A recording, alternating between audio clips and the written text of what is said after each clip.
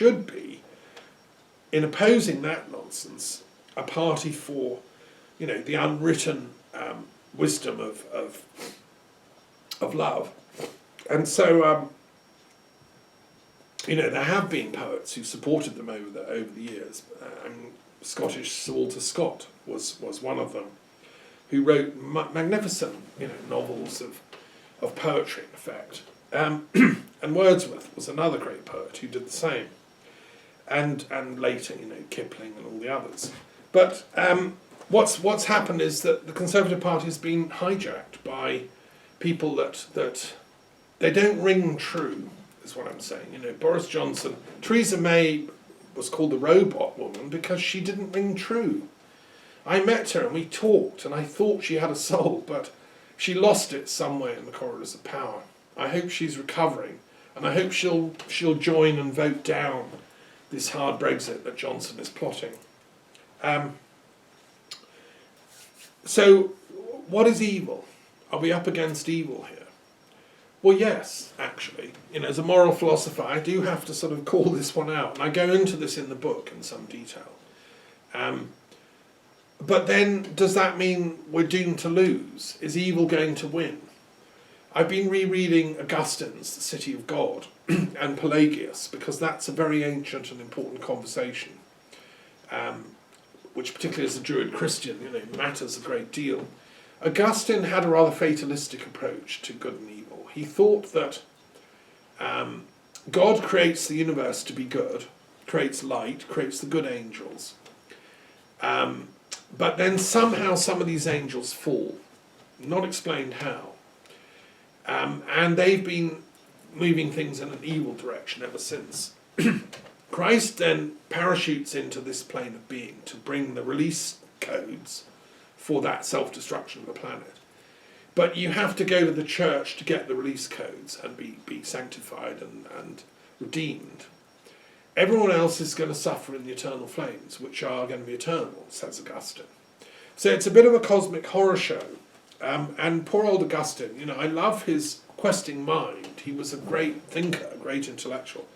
But he was only a B- student of moral philosophy. I'm sorry. And I will be doing a commentary on the City of God, selections, when I finished my commentary on Das Kapital of Marx. I have a duty as a philosopher to kind of point things out. Whereas I much prefer Pelagius, who didn't leave us huge writings. Augustine was so voluminous, vast stuff. Pelagius just left a few observations as a Christian Druid that human beings are not fundamentally evil, that we have a streak of moral goodness guaranteed by being itself. God, the Creator, endows us with that rational wisdom and capacity to love. And I think the point of Christ's teaching was not to utterly transform our nature, but to reveal that implicit goodness that's already in us, and to empower and enforce and strengthen it. So I think in Pelagian Christianity, which I regard as authentic Christianity, I think Augustine was a gloomy kind of Manichaean who never got over his Manichaean tendencies, which sees things very much in polarized absolute good and evil terms. He just shifted that Manichaean dialogue into the church, which was fatal to the medieval church, and created this idea, we're the absolutely good and you're the absolutely evil, so we can kill you with impunity.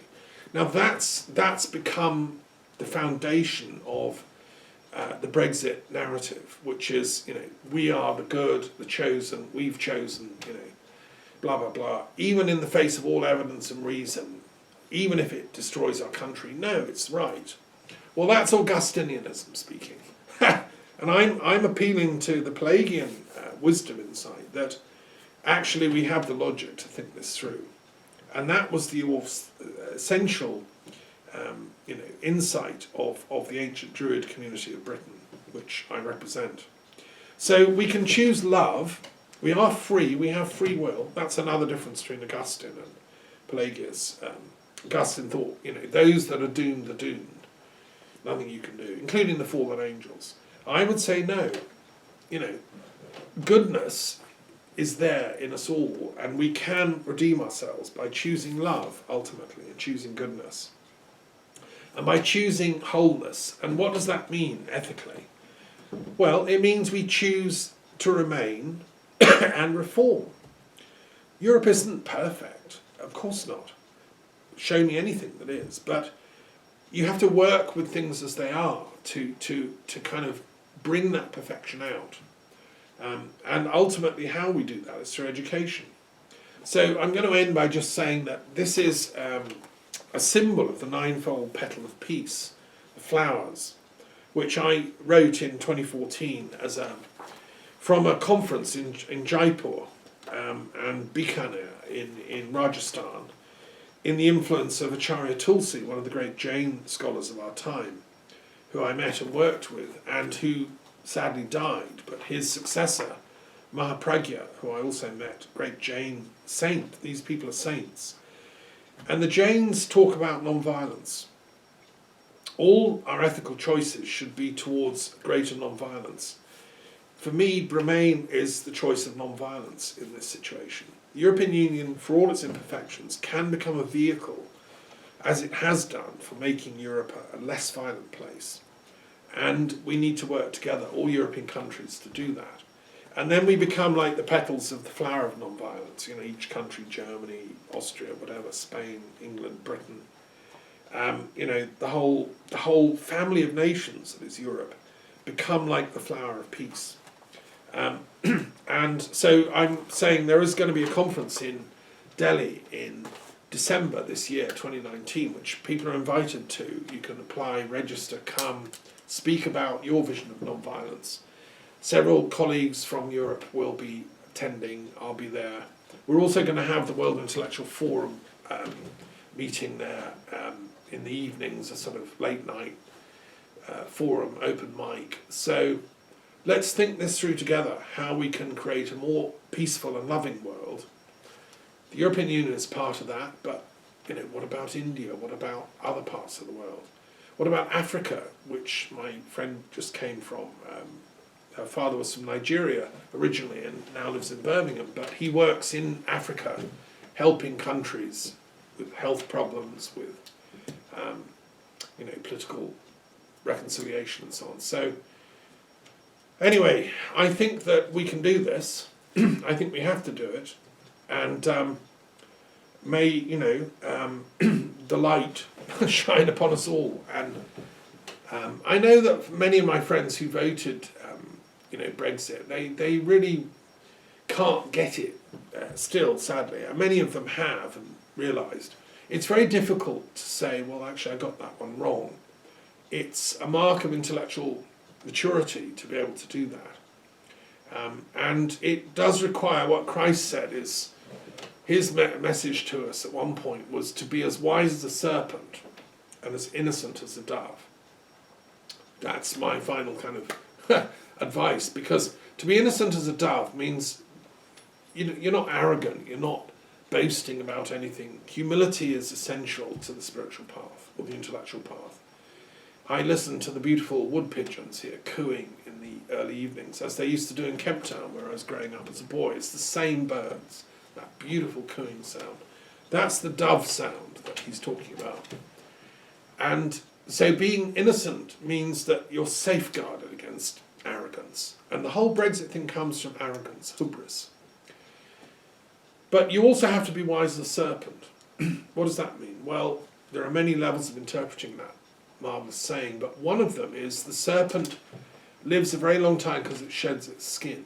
It's a shamanic animal. And the serpent wisdom, which is what the Druids had, we were called the snakes, is the ability to die and shed your skin. So that part of me that, I mean, I nearly voted Brexit, you know, there was some part of me that living in Scotland, you know, God knows why, but I thought I was tempted by voting for Brexit, you know. So I understand why people did. But fortunately, that part of me died and I was reborn in Bremain skin. But, you know, that sort of ability to shapeshift from a former place of ignorance to a future place of wisdom is part of the snake medicine that we have to shed our skin that made errors and sins and whatever that we do, ignorances, and then acquire a new skin. That's what Christ was meaning when he said, be as wise as a serpent and as innocent as a dove. That's part of my interpretation. I've given a much more detailed interpretation in the gospel commentaries that I've recorded on the Green University website, which you're welcome to listen to, where I've got into every line of the Gospels, Matthew, Mark, Luke, John, and also St. Thomas and Mary Magdalene's Gospel. Okay, so look, I'm going to finish there. Blessings. And may the forces of light come together. And together we can do that snake rebirth and live up to the words of the Master. Okay, thank you.